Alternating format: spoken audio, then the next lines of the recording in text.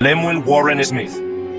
Lemuel Warren Smith nació en un hogar extremadamente religioso en Ámsterdam, Nueva York. Por desgracia, la educación religiosa que recibió no fue suficiente para impedir que se convirtiera en lo que muchos describirían como un monstruo. Se dedicó a la delincuencia y, según él, su primer intento de asesinato ocurrió cuando solo tenía 20 años. Al relatar el suceso, Smith declaró que estuvo a punto de asfixiar a una niña de 9 años hasta matarla.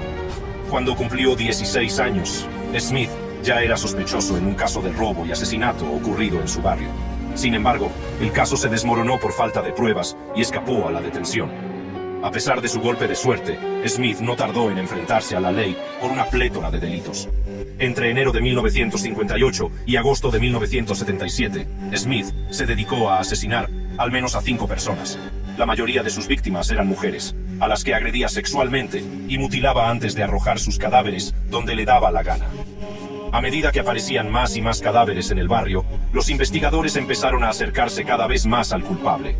La policía encontró huellas, cabellos y restos de sangre cerca de una de las escenas del crimen, y estas nuevas pruebas ayudaron a orientar a las autoridades en la dirección correcta. Cuando la policía reunió suficientes pruebas contra él, Smith fue detenido en agosto de 1977. En el momento de la detención, había secuestrado y violado a una joven y la estaba obligando a conducir hacia Albany. Por suerte, la policía interceptó el coche. En 1978, Smith confesó 5 asesinatos, pero más tarde empezó a afirmar que padecía un trastorno de personalidad múltiple y otros problemas de salud mental. Al final, Smith fue juzgado y condenado por 3 casos diferentes, en los que recibió diversas condenas que oscilaban entre los 20 años de prisión y la cadena perpetua. Tras ser condenado, Smith fue recluido en el centro penitenciario de Green Haven, una prisión de máxima seguridad donde los presos están sometidos a estrecha vigilancia.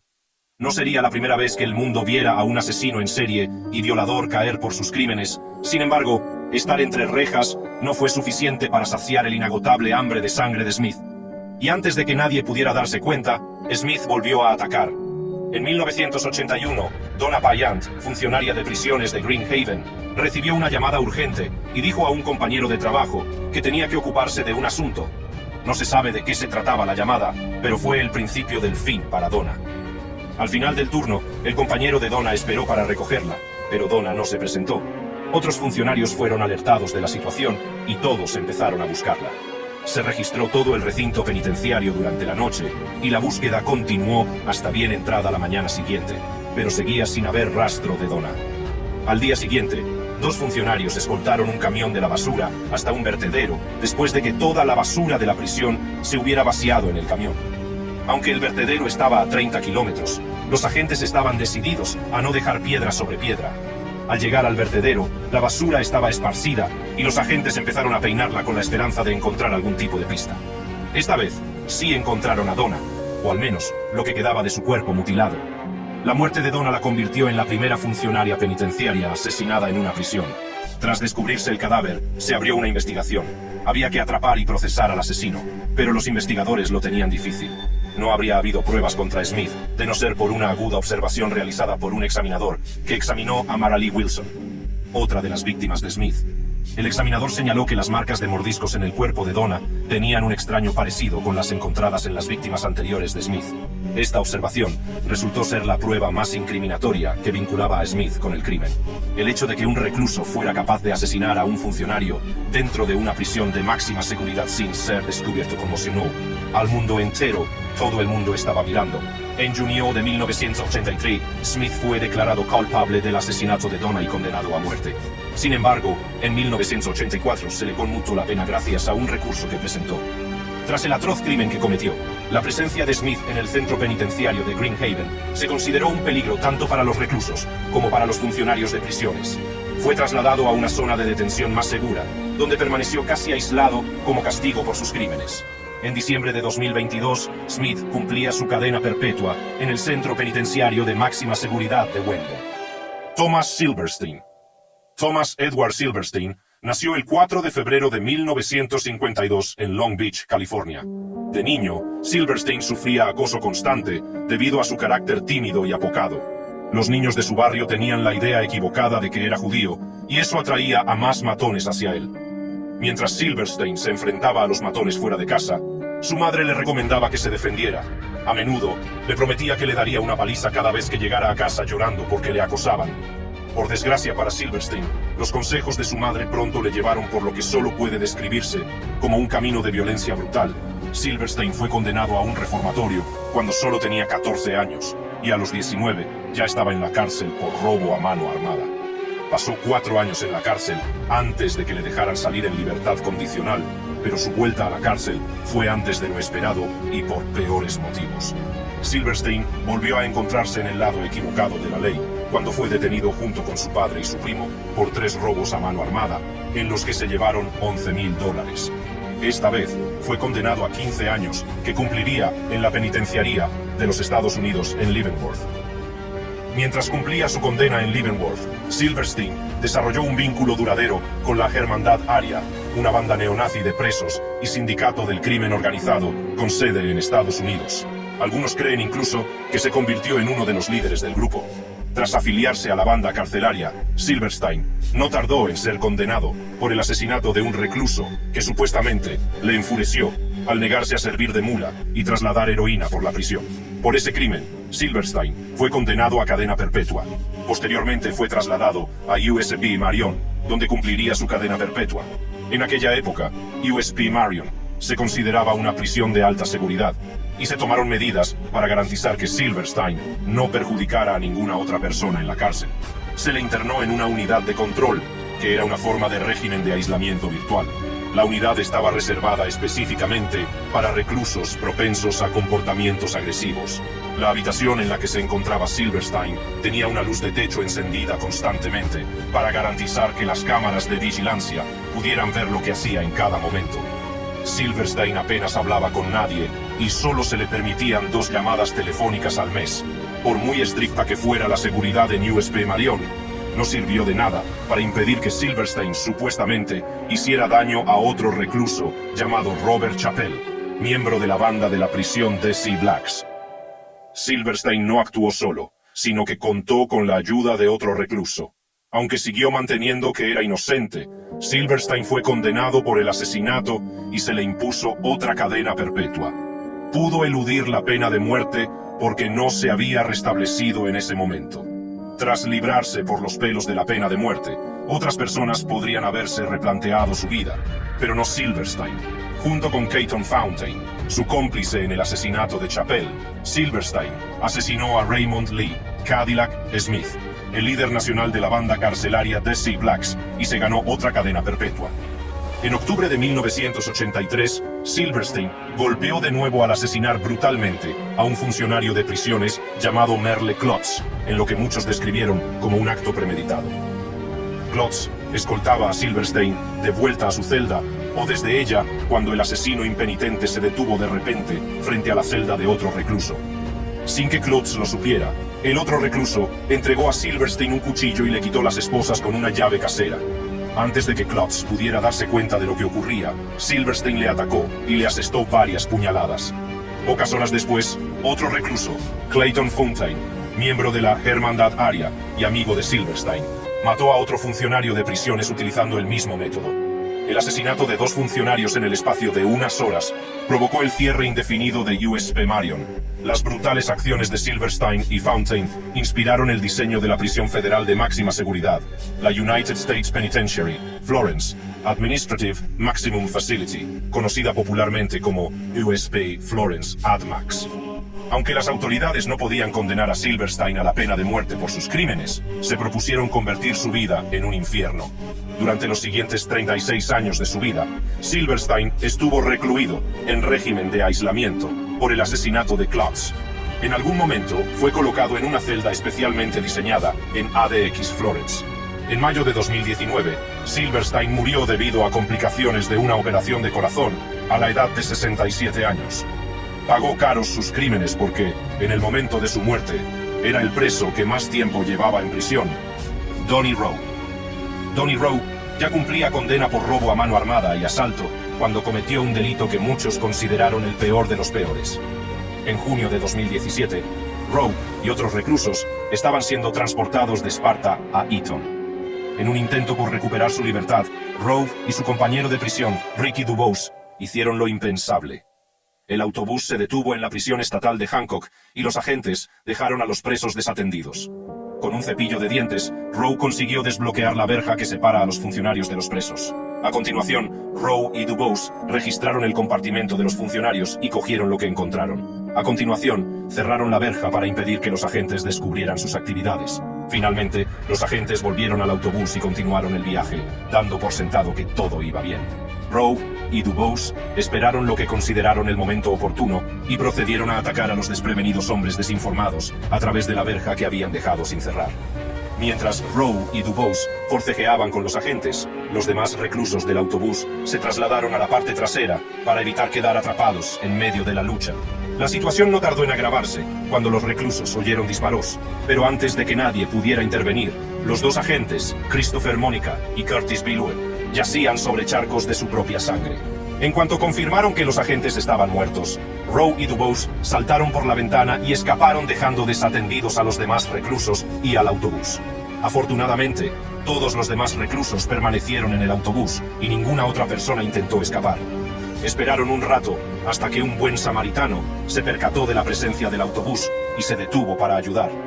Cuando se acercó al vehículo, oyó que los reclusos le hacían señas para que llamara al 911, justo antes de que se diera cuenta de que el cuerpo de la agente Mónica yacía sin vida cerca de la puerta. El buen samaritano miró más de cerca y encontró al conductor del autobús, el agente Billow, sentado sin vida en el asiento del conductor. Inmediatamente llamó a las autoridades y volvió a su camión para esperar a que llegara la policía. La policía emitió inmediatamente una orden de búsqueda y captura de los dos fugitivos. Publicaron la descripción de un coche que supuestamente conducían los dos fugitivos. Para mostrar la severidad de la búsqueda, se emitió una recompensa de $90,000 por su captura. Rowe y Dubose siguieron huyendo durante los 2 días y medio siguientes y llegaron a Tennessee antes de que se descubriera su paradero. Se habían escondido en una casa cuyos propietarios estaban cautivos en su propia casa. Antes de que la policía pudiera llegar hasta ellos, los dos delincuentes robaron el jeep de los propietarios y huyeron. Se aseguraron de ordenar a los propietarios que inventaran una historia falsa para contar a la policía lo ocurrido y quién les había robado el jeep. Al poco tiempo, la policía localizó a los fugitivos en el coche robado y se inició una persecución. La persecución duró un buen rato y los fugitivos hicieron todo lo posible por huir de las autoridades. Incluso recurrieron a disparar a los agentes. Pero todos sus esfuerzos fueron en vano cuando la persecución terminó en accidente. Rowe y Dubose salieron del coche accidentado y siguieron huyendo a pie. Se adentraron en el bosque. Los hombres siguieron huyendo hasta que se encontraron con otra casa a unas 6 millas de distancia. Mientras intentaban robar otro coche, fueron detenidos por el propietario del vehículo, que les pilló infraganti. Los dos delincuentes podrían haber dominado fácilmente al hombre, pero estaba armado y ellos habían dejado sus pistolas en el coche accidentado. Cuando se dieron cuenta de que habían llegado al final del camino, Rowe y Dubose se quitaron las camisas y empezaron a agitarlas en el aire en señal de que se rendían. Los dos acabaron tumbados boca abajo en el camino de entrada del hombre hasta que llegó la policía y se los llevó detenidos. En el momento de la detención, seguían en posesión de las armas de fuego de los agentes. Rowe, que ya cumplía cadena perpetua sin posibilidad de libertad condicional por un crimen que cometió en 2001, era ahora un asesino de policías y se iba a enfrentar definitivamente a un veredicto peor por el caso. Durante el juicio, el abogado defensor de Rowe se esforzó por salvarlo de la pena de muerte, argumentando que Rowe no tenía ni idea de que Dubose iba a disparar a los agentes. Sin embargo, Rowe solo pudo librarse de la pena capital porque el jurado no llegó a un acuerdo unánime. Rowe fue finalmente condenado a cadena perpetua sin libertad condicional, lo que supuso un gran alivio para él. Estar aislado el resto de su vida puede ser aterrador, pero no tanto como pasar años en el corredor de la muerte esperando a ser ejecutado. Michael Tisius tenía solo 18 años en 1999, cuando fue encarcelado por un delito menor por empeñar un equipo de música que había alquilado. Cumplía condena en la cárcel del condado de Randolph, donde también estaba otro delincuente empedernido, Roy Vance. Tisius se hizo muy amigo de Vance, que era 8 años mayor que él.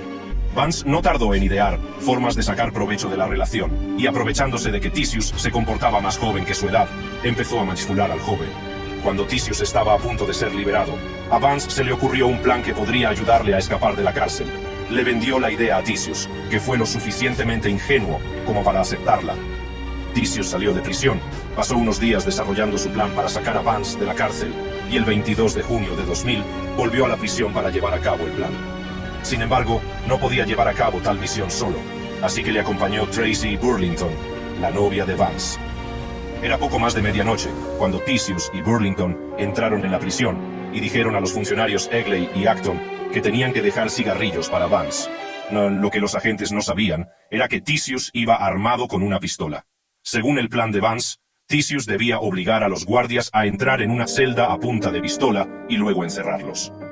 Pero las cosas tomaron un giro diferente. Burlington declaró más tarde que no tenía ni idea de que Tisius llevaba una pistola consigo. Dijo que de repente levantó la vista y vio a Tisius apuntando con la pistola a los agentes. De repente, Tisius disparó a Egley y Acton. Inmediatamente buscó las llaves entre los hombres y las encontró. Intentó abrir la celda de Vance, pero todo fue en vano. Tras numerosos intentos fallidos, Tisius y Burlington tuvieron que huir del lugar para evitar ser descubiertos por otros agentes. La pareja consiguió salir de la cárcel sin ser descubierta, pero a los pocos kilómetros, su coche de huida sufrió una avería y fueron detenidos. Tisius confesó inmediatamente los asesinatos de los dos agentes y fue condenado por el crimen. En 2010, Vance y su novia, Burlington, fueron condenados a cadena perpetua, mientras que Tisius fue condenado a muerte.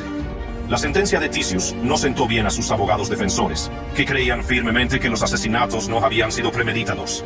Tras su condena, el equipo de Tisius reunió suficiente información para demostrar que su cerebro estaba poco desarrollado, lo que le hizo susceptible a la manipulación de Vance. Tisius y sus abogados empezaron a pedir clemencia. La petición incluía muchos argumentos por los que la vida de Tisius debía ser perdonada. Uno de los argumentos era una declaración jurada de Vance, que hablaba de cómo se aprovechó de la inmadurez de Tisius y de su evidente subdesarrollo en aquel momento. Vance aceptó que, efectivamente, había manipulado a Tisius en su propio beneficio y declaró que, de no ser por él, Tisius nunca habría cometido los asesinatos. La novia de Vance, Burlington, también señaló que la relación entre Vance y Tisius surgió de la necesidad de Vance de escapar de la cárcel. También dijo que Vance eligió a Tisius sobre todo porque era fácil de manipular. A diferencia de la mayoría de los demás de esta lista, Michael Tisius estaba realmente arrepentido de sus actos y lo demostraba en su vida cotidiana.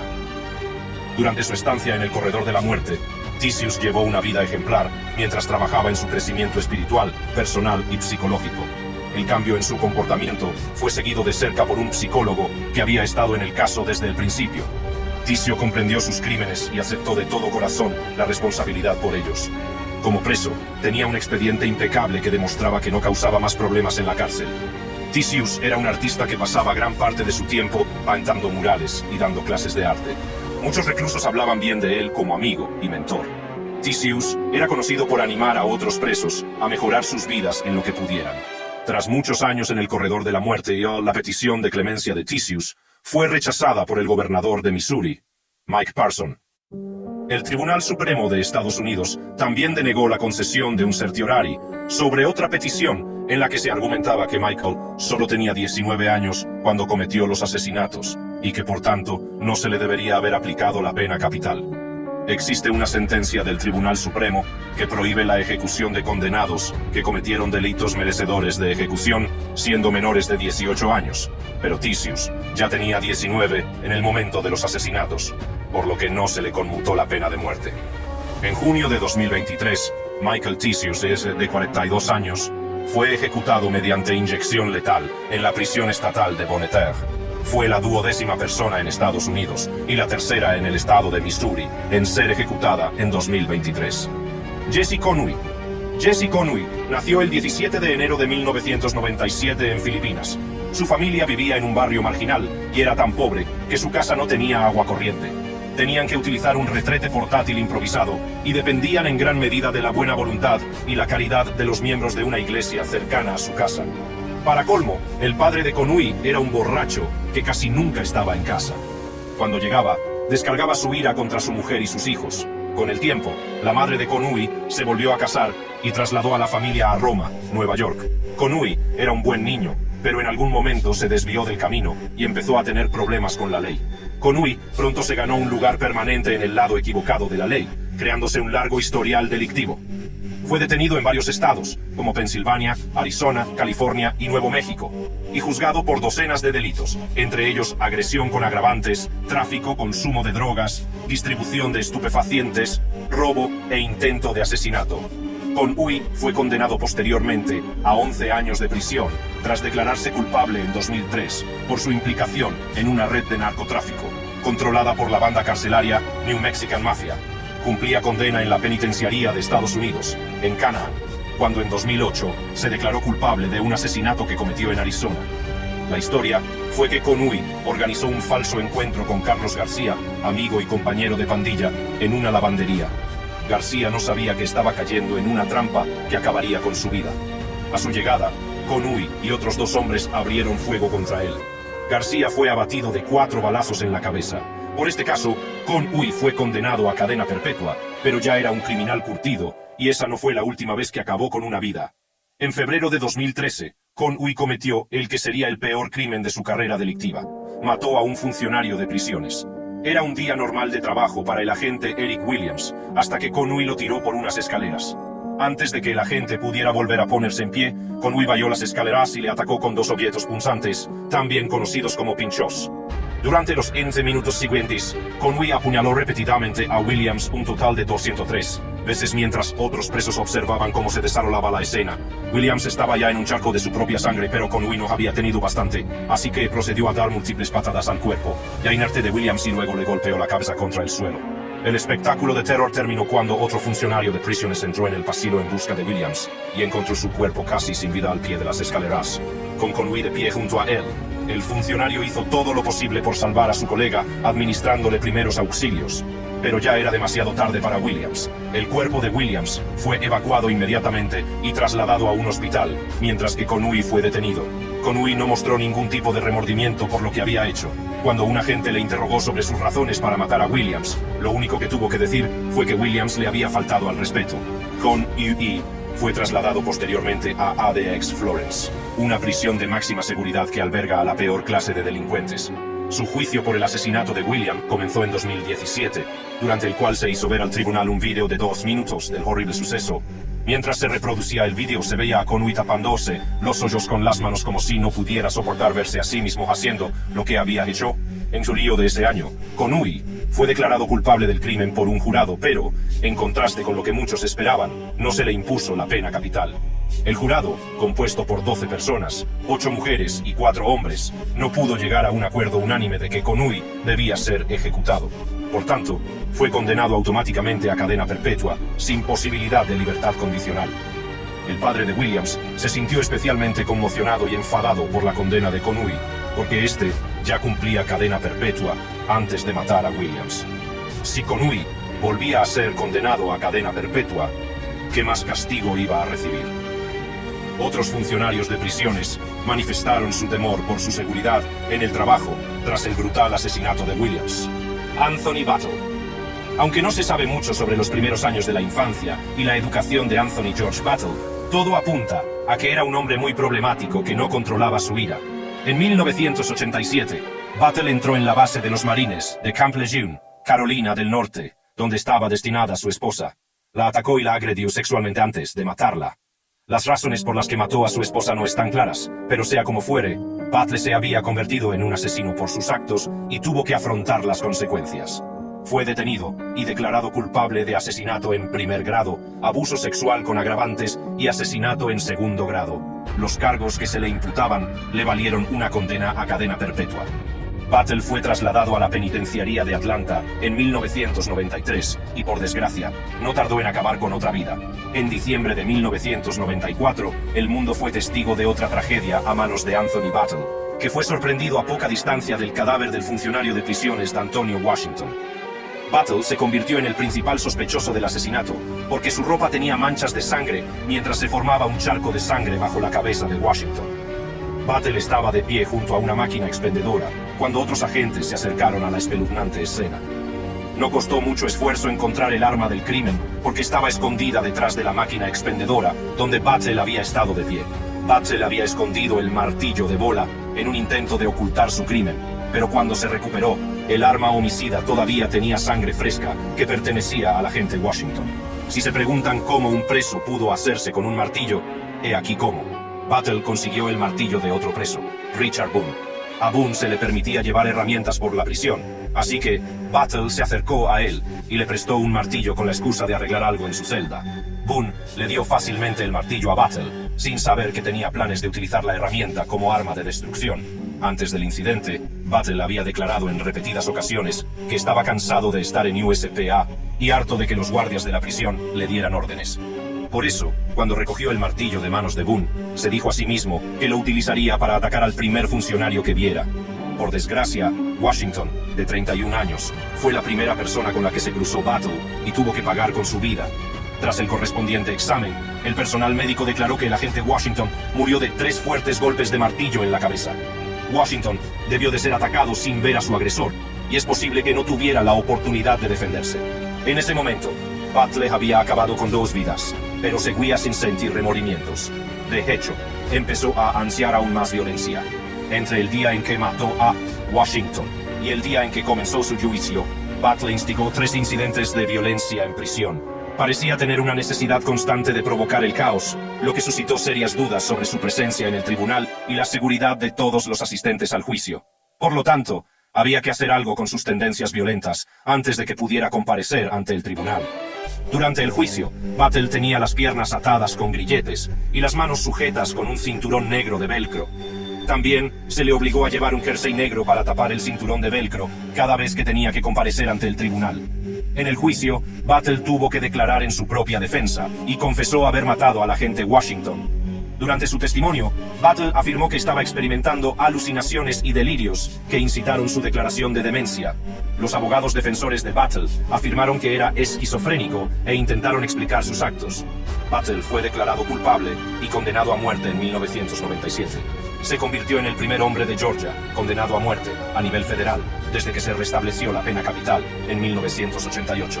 Tras conocer su sentencia, Battle tuvo la oportunidad de hablar con los miembros del jurado y suplicar que le perdonaran la vida. Sin embargo, decidió no arrepentirse hasta el final.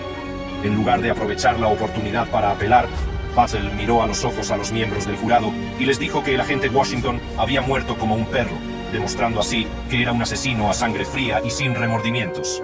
Se ha hecho mucho para honrar a los agentes que han caído a manos de criminales de corazón frío, pero sigue siendo una triste verdad que los funcionarios de prisiones tienen que vivir sus vidas mirando por encima del hombro.